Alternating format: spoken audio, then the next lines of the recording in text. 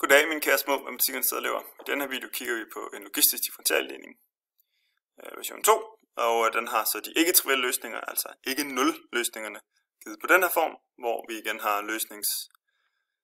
definitionsmængden er alle de reelle tal. Den er meget, meget simpel at vise, fordi at vi kan omskrive den ved at vi hiver et a uden for parentes. Og det vil sige, at vi har b divideret med a, så når man ganger ind, så får man bare b selv. Og det her a gange y, det bliver selvfølgelig bare hævet ud, så y står for sig selv. Men nu er det meget, meget simpelt, fordi nu ligner den rigtig, rigtig meget den her logistiske differentialligning version 1, hvor b over a vil svare til m.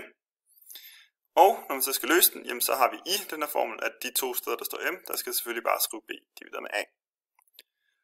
Og så ser vi her, at vi har a og divideret med a, de går selvfølgelig ud med hinanden.